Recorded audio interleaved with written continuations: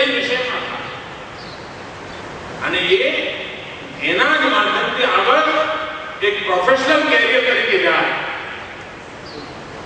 પહેલી વાર આપણું કામ કર્યું એનો અર્થ એ થયો કે તમારે ત્યાં વ્યાયામમાં રુચિ લેનારા જે ઉત્તમ વિદ્યાર્થીઓ છે એમના માટે એક નવું દ્વાર ખુલી ગયું. પોસ્ટ ગ્રેજ્યુએશન સુધી કેરિયર બનાવવાનું એક નવું દ્વાર ખુલી ગયું. તમારા વિદ્યાર્થીઓને સફળતા હશે, હિંમત હશે, એની રીતે જીવવાનો શોખ હશે અને જો આવી ફોરેન્સિક્સ રક્ષા શક્તિ યુનિવર્સિટીની અંદર જો વિદ્યાર્થી બનશે તો કેટલો ઉત્તમ પ્રકારનો દેશભક્ત, દેશનો રક્ષક બની શકશે. આપ કેટલી મોટી સેવા કરી શકશો એનો આપ અંદાજ કરી શકો. તો વિદ્યાર્થી આનંદ માટે પણ એક નવું ક્ષેત્ર, નવું સોપાન આપણે ઓલરેડીની વ્યવસ્થા કરી રહ્યા છીએ. એને કેવી રીતે લિંક કરવી એ જો અમારા વ્યાયામ શિક્ષક મિત્રો સહેજમાં ધ્યાન આપે તો રક્ષા શક્તિ યુનિવર્સિટી તરફ વિદ્યાર્થીઓનો પ્રવાસ શરૂ થશે.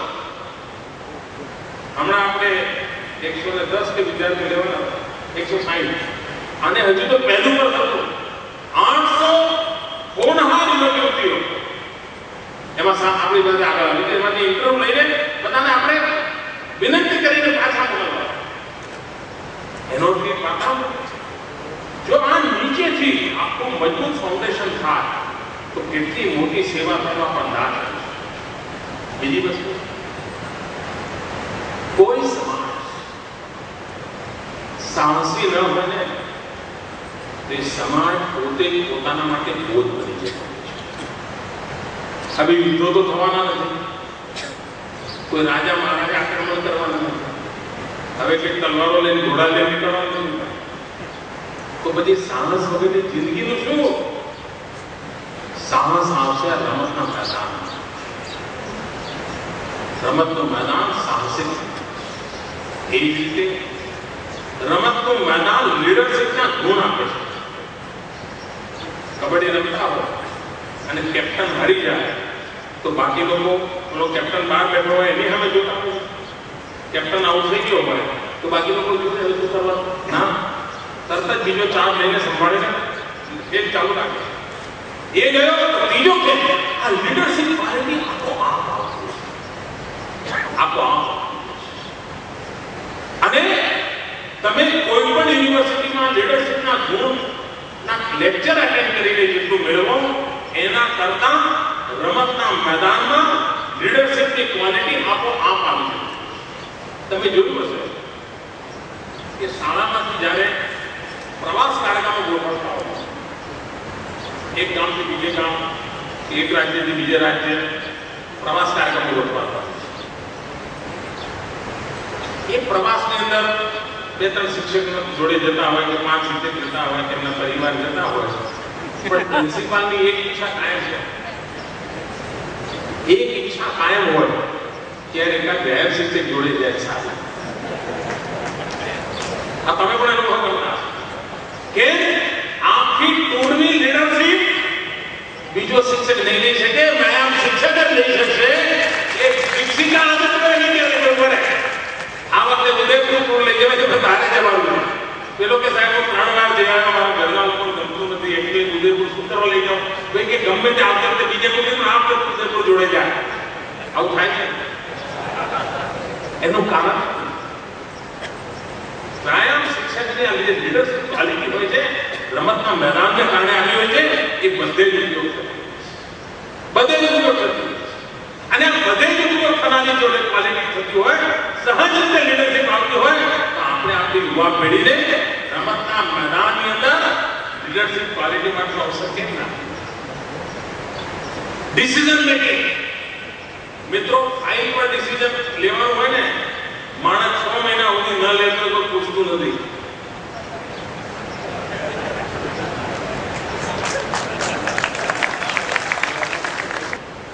આ રમતના મેદાનમાં આ કલ્પના કરો, એક બાળક 8 પીરિયડ ક્લાસરૂમમાં ભણે છે અને 1 પીરિયડ તમારી ભણે છે. 8 પીરિયડમાં જેટલી શક્તિ પ્રાપ્ત કરે છે એના કરતા વધારે શક્તિ 1 પીરિયડમાં વ્યાયામ શિક્ષક પાસે મેળવી શકે છે. પણ એ વ્યાયામ શિક્ષકને ખબર હોય કે હું આ બધું કરવા માટે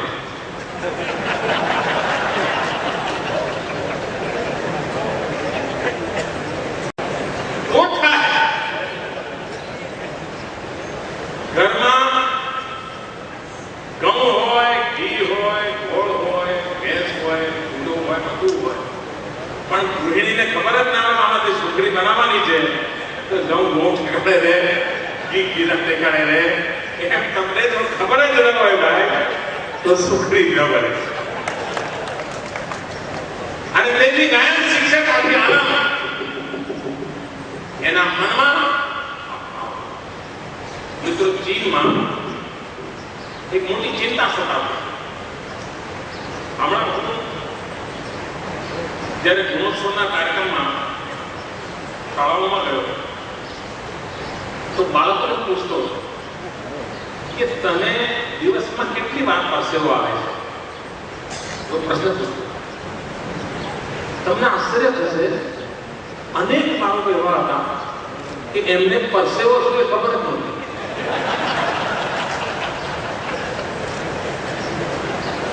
સાહેબ, આવી કેવી જિંદગી કે જ્યાં પરિશ્રમ કરીને બાળકનો દિવસમાં 3 વાર પરસેવાથી રેપજેપ ન થતો હોય. માં ઘરે જ્યારે બાળક જાય અને આલિંગન આપતું ને ત્યારે માને બાળકના પરસેવાને સુગંધિત તરબતર કરી નાખે એવું બાળક ઘરે જેવું. મિત્રો, જે દેશની તરુણાઈ પરસેવાના અભિષેક ન હોય ને એ તરુણાઈ ત્યારે મિત્રો વિકસી નથી. ત્યારે એના પસીનાથી અભિષેક થતો. તમે શ્રાવણ મહિનામાં શિવજીને પાણી ચડાવો કે ન ચડાવો, શિવજીને તમે દૂધ ચડાવો કે ન ચડાવો, આની તમે તમારા વિદ્યાર્થીને દિવસમાં 3 વાર પરસેવાથી નાતો કરી નાખો, આ શિવજી તમારી પર પસંદ નથી.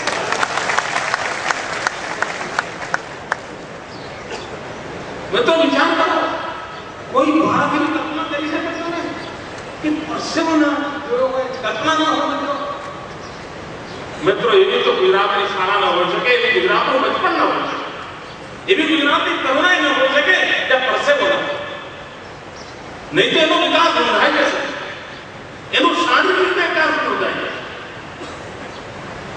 મા બાપને એની ચિંતા છે કે મને ખબર નહીં, પણ મારા વ્યાયામ શિક્ષકોની ચિંતા હોવી જોઈએ એવી મારી દર્દભરી અપીલ છે. ચીનની અંદર એક મોટી સમસ્યા છે. ચીનની સરકારને કાયદો કર્યો. કાયદો આ કરવો પડ્યો કે સાંજે બાળકો નિશાળેથી ઘરે આવે અને સીધા ટીવી ચાલુ કરીને કાર્ટૂન ફિલ્મ જોવા બેસે. અને બાળકોને કાર્ટૂન ફિલ્મો જોવાની એવી લત પડી ગઈ કે લગભગ મેદાનોમાં જવાનું બંધ થઈ ગયું.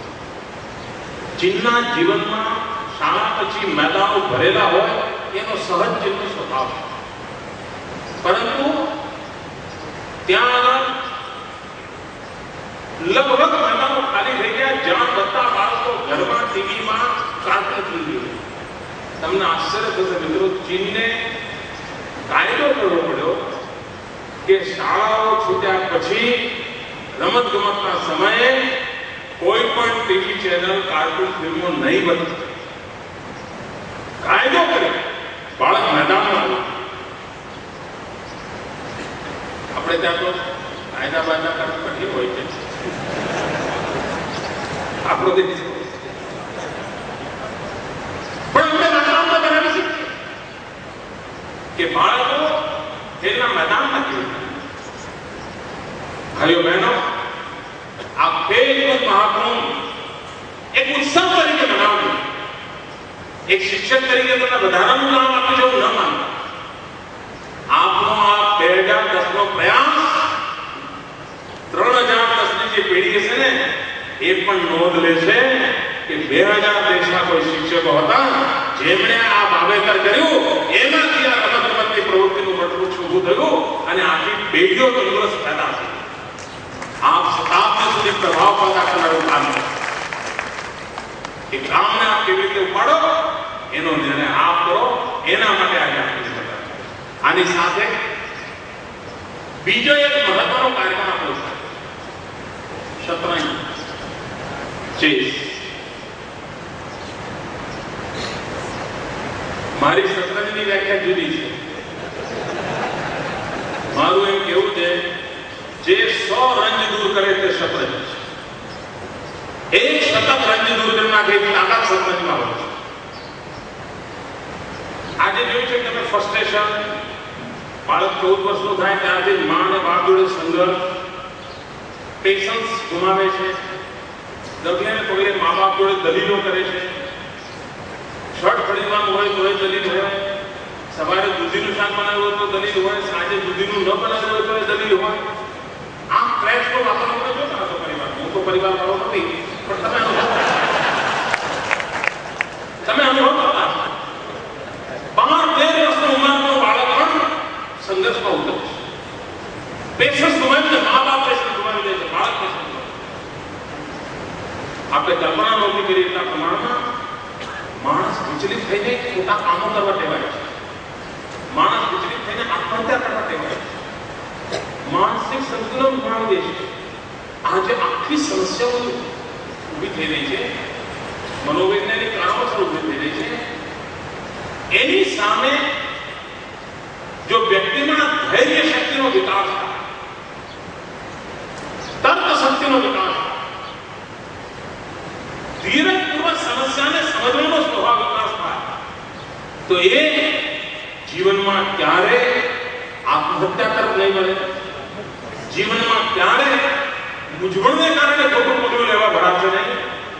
અને એના માટેની ઉત્તમ કોઈ ચીજ હોય તો શતરંજ. જૂના જમાના રાજવી કુંવરોને જે ટ્રેનિંગ આપવામાં આવતી, એમાં યુદ્ધના મેદાનમાં ઘોડો તલવાર તો ખરી, પણ વધારે સમય એને શીખવવામાં આવતું હતું ધૈર્યનું શિક્ષણ, અને એ ચોપાટના માધ્યમથી, શતરંજના માધ્યમથી શીખવવામાં આવતું. તમારામાં પણ જે કુટુંબની અંદર શતરંજ હશે, ત્યાં ઘણા કુટુંબમાં કેરમ હોય છે. કુટુંબના લોકો સાંજે ભેગા થાય, કેરમ રમે, મિત્રો ભેગા. મિત્રો, શતરંજ અને કેરમની તાકાત અલગ છે. શતરંજ એક સંપૂર્ણ થયા જ્ઞાન તત્વોની જબરદસ્ત એક્સરસાઇઝ અને માનવના વિકાસ માટેની અફાટ શ્વાસ લેવા માટે રમતનો મેદાન છે. આ શતરંજ ગુજરાતના જીવનમાં કેવી રીતે પ્રવેશે, મારી ઈચ્છા છે. જો ગુજરાતના જીવનમાં શતરંજ પ્રવેશે તો ભવિષ્યમાં આત્મહત્યા, અનેક માનસિક વિકૃતિની બાબતો એમાંથી સમાજને બચાવી શકે. ઇવન તમે પણ તમારા કુટુંબમાં તમારા બાળકોને બચાવવા હોય તો ઘરમાં તમે શતરંજની ટેવ પાડો, આપોઆપ જીવન બદલાવા. આ પ્રૂફ થઈ ગયું. રાજા મહારાજો ઘોડા ઉપર બેસીને યુદ્ધ જીતતા તેના કરતા વધારે શતરંજના કારણે જે ધૈર્ય અને ચાલ ચાલવાનું જાણતા હતા, એના કારણે યુદ્ધ જીતતા. જીવન પણ એને વેચે યુદ્ધ. એને પાર કરવાનું હોય છે, અને આટલી ઘૂંટીમાંથી પાર કરવાનું હોય છે, અને એમાં તાકાત કોઈ આપવું હોય તો શતરંજ. અને આપણે શતરંજની રમતને સ્વાભાવિક બનાવવા, ઓછામાં ઓછી ખર્ચાવાળી અને મનને તંદુરસ્ત કરનારી રમત છે.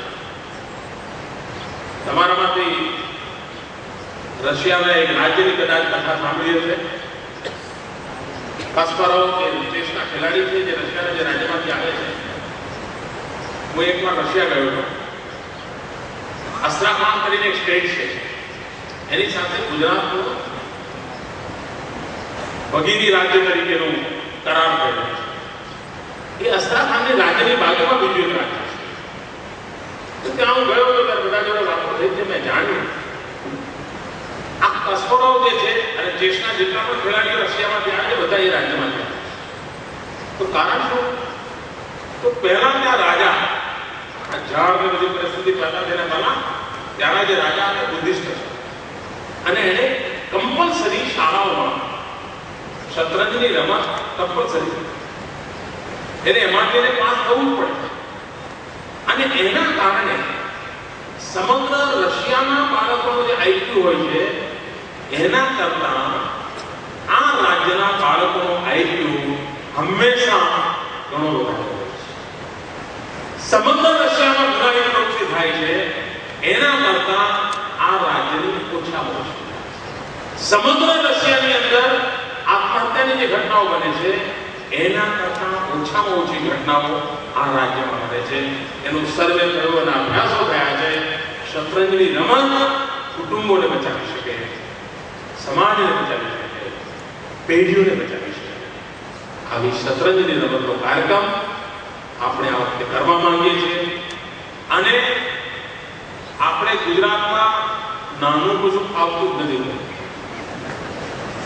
કરવું તો બધું મોટું જ કરવું. આખી દુનિયાનો રેકોર્ડ છે કે મેક્સિકોનો 13,000 13,500 લોકો એક સાથે શતરંજ રમ્યા. આપણે 20,000 ના કરી શકીએ? આ તમે 5,000 જો ચેસ રમતા થઈ જાઓ ને, 5,000 એક બીજો 5,000 પાટો તો 10,000 ના જ થઈ જાય.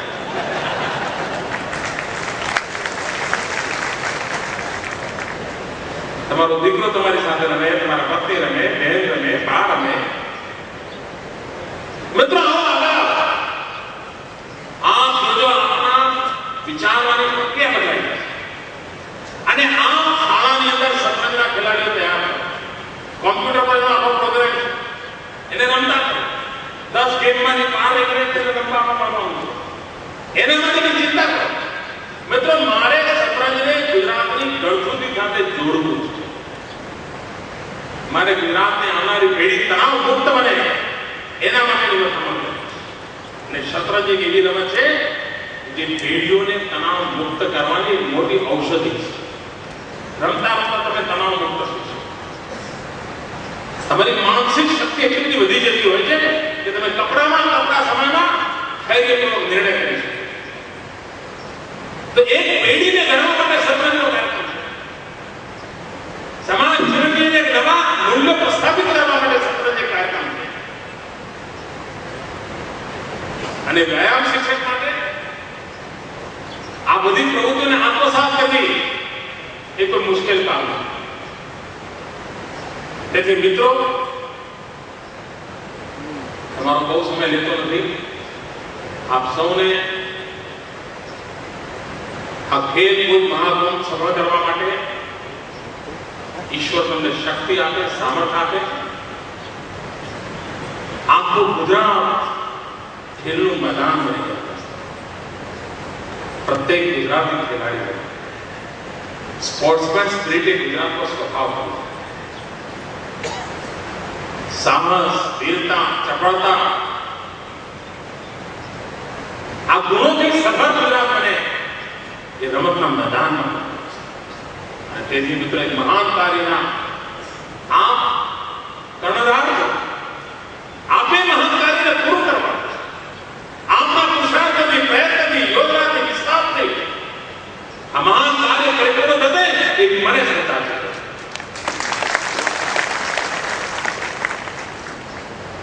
મિત્રો ઇતિહાસ જોશે 3,000 વર્ષની જ્યારે ચર્ચા થતી છે ને ત્યારે આ ખેલકૂદ મહાકુંભ 100 વર્ષની સમાજ રચના માટેનો કેવો પાયો બની ગયો છે એ રીતે તમે જોજો મિત્રો.